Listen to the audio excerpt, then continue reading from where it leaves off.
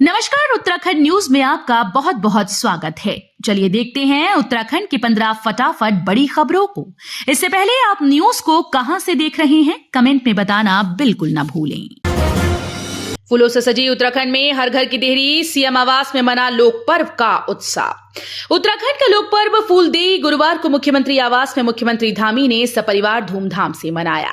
CM Dhami की उपस्थिति में मुख्यमंत्री आवास में रंग बिरंगे परिधानों में सजे बच्चों ने देहरी पर फूल व चावल बिखेर कर पारंपरिक गीत फूलदेई क्षमा देई जतुक देला उतुक सई फूलदेई क्षमा देई देड़ी द्वार भरी भकार गाते हुए त्योहार की शुरुआत की। उत्तराखंड बनेगा वेज इन इंडिया का हब, सीएम धामी बना रहे विस्तृत नीति। उत्तराखंड में विकास की रफ्तार तेज हो रही है। पर्यटन के बाद अब उत्तराखंड में वेडिंग डेस्टिनेशंस बनाने की तैयारी तेज हो गई। प्रधानमंत्री नरेंद्र मोदी की अपील के बाद अब सूबे की धामी सरकार विस्तृत नीति बना रही है। ऋषिकेश में आज से बहेगी योग की गंगा, 700 से ज्यादा साधकों ने कराया पंजीकरण। उत्तराखंड पर्यटन विभाग की ओर से आज से मुनि की रेती स्थित गंगा रिजॉर्ट में 7 दिवसीय अंतर्राष्ट्रीय योग महोत्सव का आगाज किया जाएगा, जिसके लिए 700 से अधिक योग साधक पंजीकरण करा चुके हैं। पर्यटन विभाग ने आयोजन की तैयारियां पूर्ण कर ली हैं। खरीदारों की सहमति के बगैर आवासीय परियोजना का विस्तार नहीं कर सकेंगे बिल्डर। अब आवासीय परियोजना का विस्तार करने के लिए निर्माणकर्ता परियोजना को विलंब नहीं सकेंगे। प्रोजेक्ट में बदलाव करने के लिए डेवलपर को पहले 2/3 भवन खरीदारों की सहमति लेनी होगी। खरीदारों की सहमति बगैर योजना का विस्तार नहीं किया जा सकेगा। परिवहन विभाग की उत्तराखंड स्वच्छ गतिशीलता परिवर्तन नीति 2024 को मंजूरी। उत्तराखंड कैबिनेट की बैठक कल सीएम पुष्कर सिंह धामी की अध्यक्षता में राज्य सचिवालय में संपन्न हुई। इस दौरान बैठक में सार्वजनिक परिवहन को लेकर उत्तराखंड स्वच्छ गतिशीलता परिवर्तन नीति 2024 को मंजूरी दी गई। इससे शहरी क्षेत्रों में पुराने डीजल आधारित बसों, विक्रम और टेम्पो से हो रहे प्रदूषण को कम किया जा सकेगा। जीवनदीप आश्रम के महारुद्र यज्ञ में शामिल हुए सीएम धामी, आहुति डालकर की पूजा। मुख्यमंत्री पुष्कर सिंह धामी आज रुड़की पहुंचे। यहां उन्होंने जीवनदीप आश्रम में आयोजित 7 दिवसीय महारुद्र यज्ञ में शिरकत की। उन्होंने यज्ञ में आहुति डाली। इस दौरान महामंडलेश्वर स्वामी यतीन्द्रानंद महाराज ने विधि विधान से उनसे पूजा अर्चना करवाई। उत्तराखंड के 3700 सरकारी स्कूल की बदलेगी तस्वीर, स्थापित की जाएगी स्मार्ट शाला।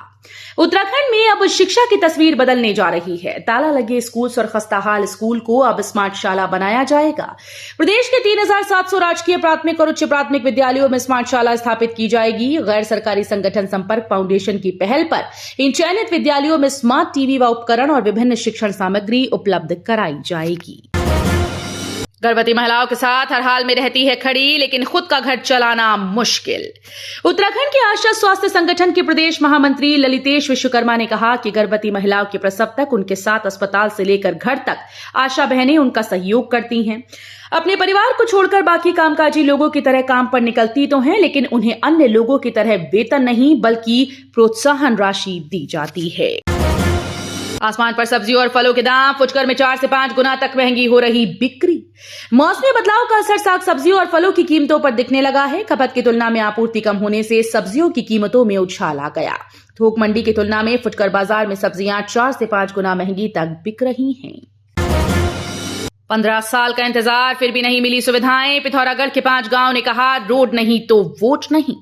पिथौरागढ़ में ग्रामीण इलाकों में मूलभूत सुविधा न होने से लोग परेशान हैं। पिथौरागढ़ के संतरा पोखरा, लोदगड़ा, भैंसिया, चौबाट और तल्ला ग्याल पानी के लोगों ने सड़क न बनाने पर लोकसभा चुनाव का बहिष्कार करने की चेतावनी दी है। उन्होंने डीएम कार्यालय में ज्ञापन देकर प्रदर्शन कर ज्ञापन सौंपा।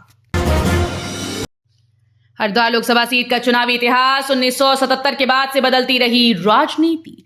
हरिद्वार लोकसभा सीट का अपना ही मिजाज रहा। हरिद्वार में राजनीति के दिग्गजों के लिए वो सब कुछ है जो उनको अनुकूल लगता है। मौसम के साथ इस सीट पर राजनीति भी करवट बदलती रही है।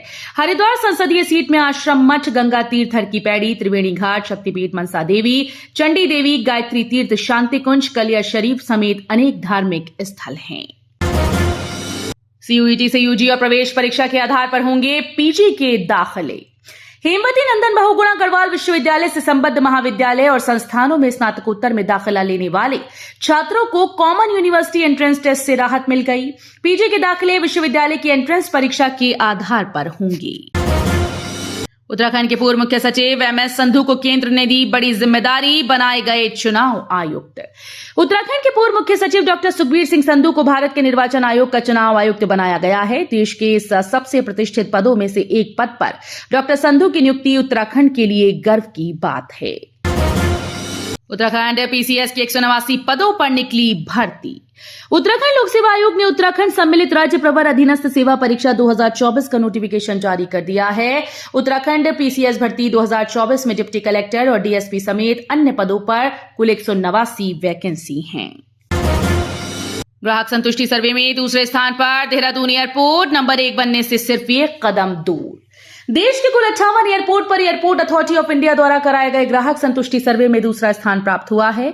पिछले वर्ष देहरादून एयरपोर्ट को तीसरा स्थान मिला था। AAI की ओर से कराए गए सर्वे में देहरादून हवाई अड्डे को 5 में से 4.99 अंक मिले।